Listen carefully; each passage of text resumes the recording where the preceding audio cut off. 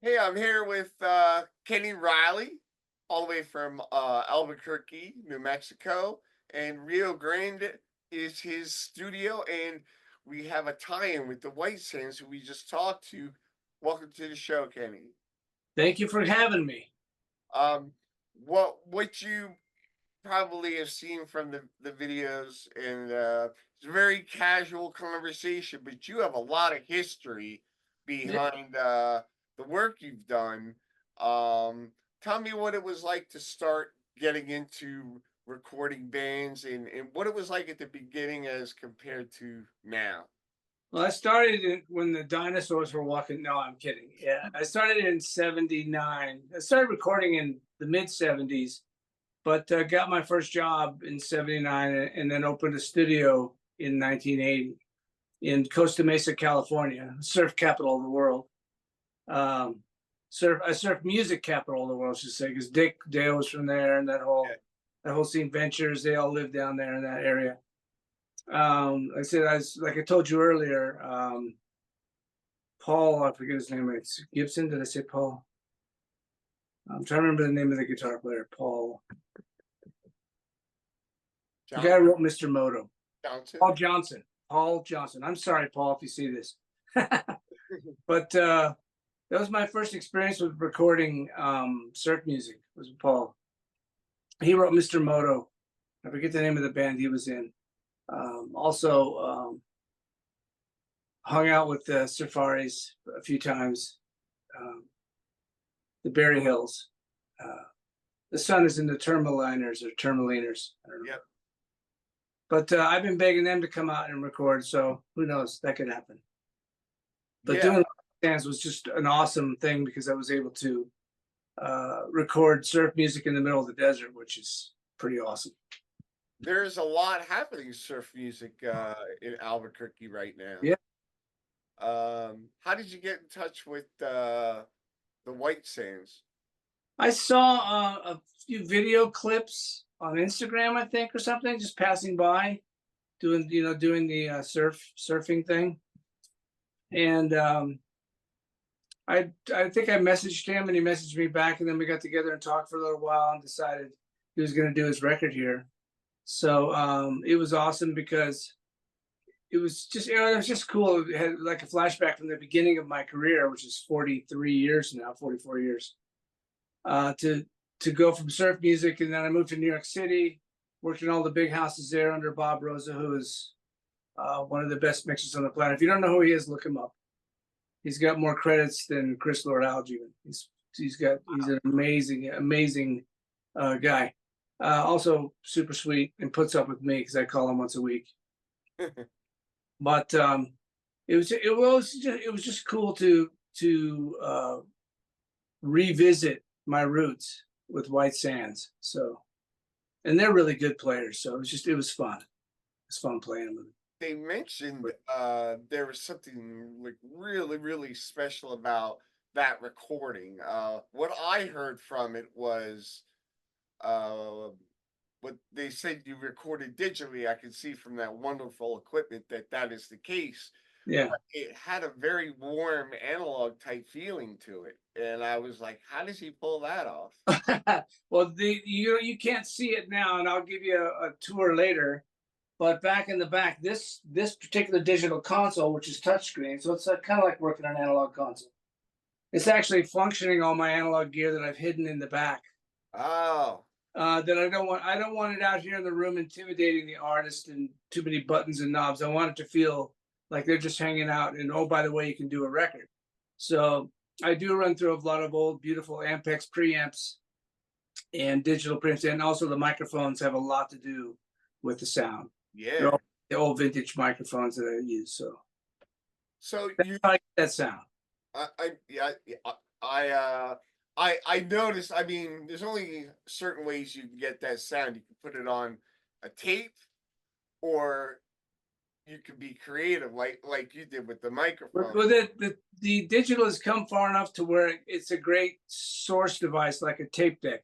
But I Yeah, still use all the old stuff going into the DAW, the digital audio workstation. So I'm still the same analog uh, service lines that I used since the beginning of my career. It's just that the source is not a tape deck anymore. It's a digital pod. It's a hard drive. But the DAWs have gotten so good, and the AD to DA converters have gotten so good that they're, if you pump them full of warm stuff, it will represent it on the back end. Whereas it didn't used to do that. In the last 5 years, they've really come a million miles in being able to make things sound like they're tape. Excellent. And it's a wonderful sounding EP. I really liked it. I know that Chris, he fought to keep it somewhat lo-fi.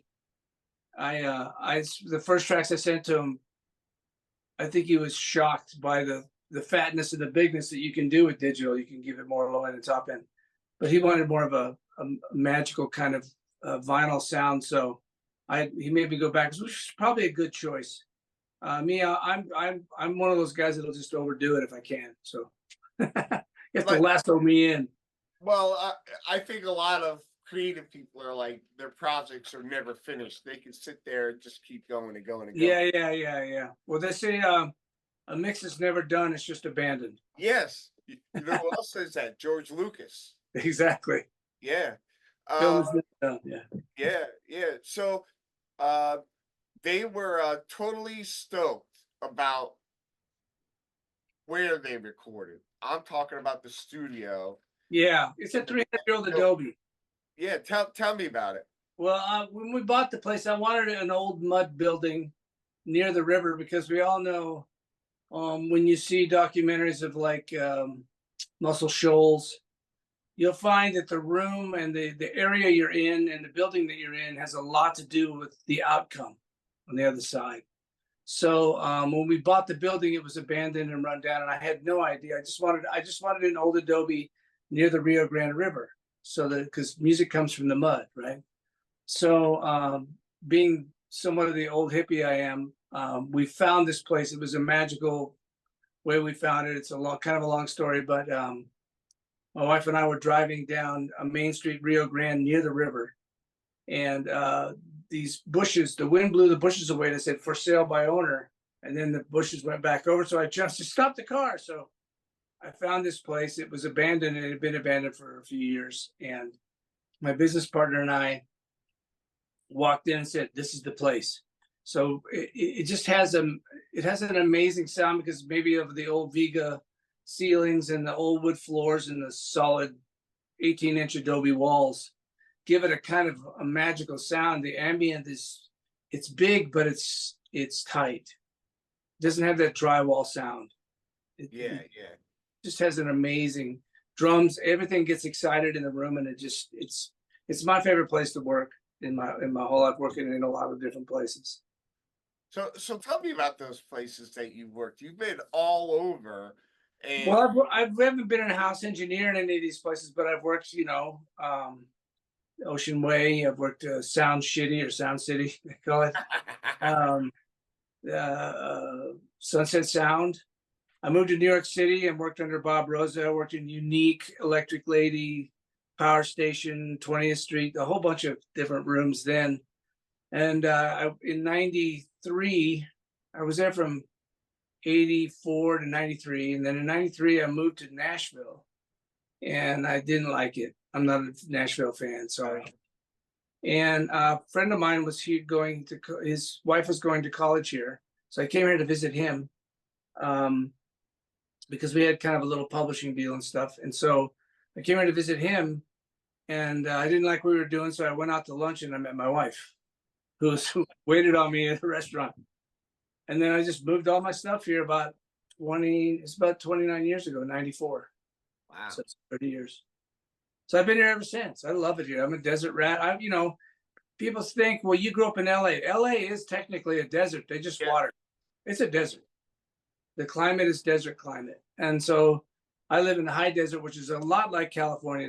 The winters are a little harder, but in the summers, it's really doesn't get above 100 rarely, and never gets below maybe 25 or 20. So it's really mild climate. And the spring and spring and fall feel like California actually. So I love it here. I'm a desert rat through and through. That's awesome. The the people that I've met that live in either, you know, like Phoenix area, Tucson, Albuquerque, um, Nevada, like those areas, people always have that love for for that climate, that atmosphere, and Yeah. there's just something magical about it. I mean, even old stars like Jim Morrison knew you go out to the desert to Yeah, yeah. Well, the get interesting inspiration. thing is we're a mile high here. People don't realize that we're high desert. So that's why the climate is much milder than, let's say, Phoenix or Vegas. Doesn't Yeah. get hot like that in the summer at all. It gets hot, but not like that. So Santa Fe and Taos have been we probably I think a month there's probably 5 to 7 major movies being shot in New Mexico. Oh, Netflix has actually moved their whole enchilada here. They have uh, probably more sound stages than Universal Studios up on the hill here. really? Yeah, so it is a creative mecca. The camera people that I've talked to said this: the light hits the land here differently than it does everywhere else. I'm like, okay, but I guess it does. I just love the romantic part of how the light hits the earth here. So I'm not really sure how that works. It could just be pixie dust, but that's what they say. So of all of like combining your knowledge, what are some of the things along the way that really surprised you and was like a real nugget of knowledge that you were able to apply to your trade? Well, wasn't so much learning things; it was unlearning things. you know, the rules are set. If you go on the internet and you punch in how to become a recording engineer, you just get inundated with so much bullshit. I mean, just absolute bullshit. Most of it's like, what? Really? No. Every session I've done, and I've done thousands and thousands and thousands of sessions. If you guys want to know, go to Spotify, look up Rio Grande Studios, all caps. There's about 12 to 13 hours of stuff I've just done in the last few years, and it's only like one song off each record. Wow. Playlist. So you can kind of hear what I do here. But unlearning things is what I've been spending the last 4 or 5 years doing. Like, why is that rule there? Let us challenge that rule and see if it changes anything, and then and sure enough, there aren't very many rules. There's a lot of people that say there's rules.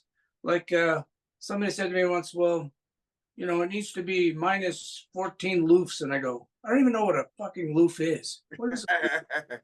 Is it a dB? What is it? It's like, that's just new, like in the last few years. Maybe a European version of the dB. I don't know. But the point is that I'm trusting my ears.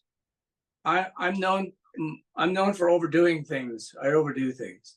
And then have to be drawn back because I try to push things as far as they'll go. As you can tell by the white sand stuff, I'm pushing the hi-fi as far as that realm of music will allow, so the listener isn't distracted by it. Yeah, yeah. So that's kind of what I do. I push things. I try to use tube distortion in the microphones and in the preamps, in the mixing stages. I'm running back out to analog gear to get crunchers, distortions, third harmonic distortions to cause it to feel a little warmer, a little rounder. So there's in the biggest thing that I've done to answer your question is I have been able to unlearn about 80% of what I've learned. And if I were to give advice to anybody, I'd say buy a good set of speakers, get the room dialed in, and get to work. Awesome. It doesn't matter what people say or do. Yeah. Well, is there anything else you'd like to add before we sign off that I may not have asked about? Maybe a story or a little information about um, your studio. I will have a link in the description to your website. Okay, cool. yeah. Or my Instagram even. Okay. My Instagram actually tells the story better probably than the website. It kind of gives you an idea of what the daily life is like. And there's actually there's a little tour on my Instagram. If you've looked at it, Yeah, yeah. of me walking throughout the studio and outside and stuff, just to get the vibe of what it's like here. And Awesome. also, I would like to say to your listeners, if you're a surf band and you want to record somewhere, call me. Maybe we can work out some sort of reasonable deal to get your record recorded. Because I love surf music. So you've got me at the word surf music. You've got me lassoed in already because Oh, I love it. Yeah. awesome. Well, thank you so much, Kenny. You know, when you reached out to me, I was like, "Oh my God, this is the guy they were talking about." Like, Yeah. they were raving about you, and I was just so happy that they contacted you, and